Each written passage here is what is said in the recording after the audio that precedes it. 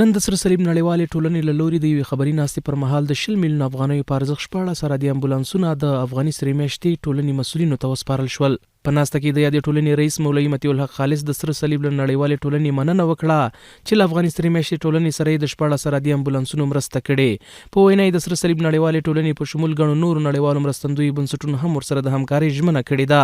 موږ د سیارسي نه یو ځل بیا مننه کوو چې د سرې میاشتې سره د دې موټرو همکاري کړې، د مخکنۍ چې 14 اراضي تسلیم کړي دي هغې هم ترې مننه کوو. د راتلونکي چې وعده کړې ده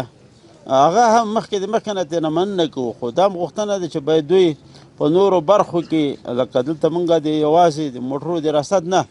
بلکې موږ پوهېږو SARC کولی شي چې زموږ سره په مخابراتي سیستم کې ډېر لوړه همکاري وکړي.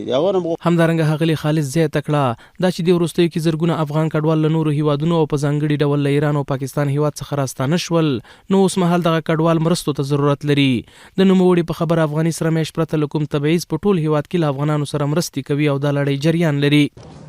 اوس په الحال دپاره د مختلفو مملکتونو د مهاجرینو د بیرته راستنېدو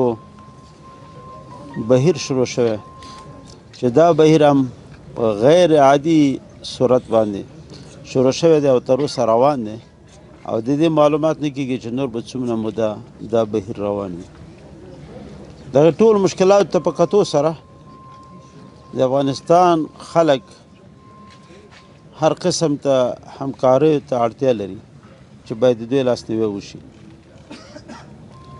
او د افغانستان سره میاشت د یو غیر جانبدار او مستقل ریاست په حیث باندې کوشش کوي چې د افغانستان لرو پرتو سیمو ته که هغه که شرق کې دي که غرب کې که شمال کې دي که جنوب کې د هرې ژبې هر قوم او هر مذهب سره چې تعلق لري هغو ټولو ته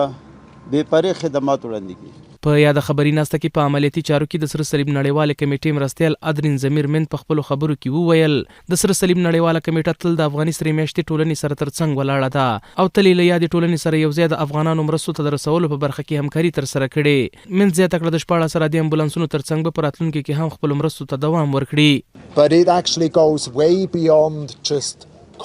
د افغاني سرې میاشتې او ICRC یا سره صلیب نړیوالې ټولنې ترمنځ یوه ځانګړې فضا شتون لري او موږ تل کوشش کوو چې له افغاني ټولنې سره خپلو مرستو ته دوام ورکړو ځکه چې اوس مهال افغانان له نورو هیوادونو څخه خپل هیواد ته راستانه شوي او مرستو ته اړتیا لري. دغه 14 سرحدي امبولانسونه چې د 20 میلیون افغانیو په ارزښت له یادې ټولنې سره مرسته وشوه موږ ژمنه کوو چې په راتلونکي کې هم دغه ډول مرستو ته دوام ورکړو. That's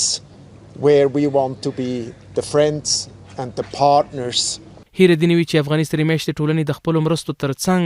تر دې دمه 3313 هغه افغان ماشومان جرمني هیواد ته د درملنې په موخه لیږلي چې په اور سوځېدلي او یا د هډوکو په میکروبي ناروغۍ اخته وه.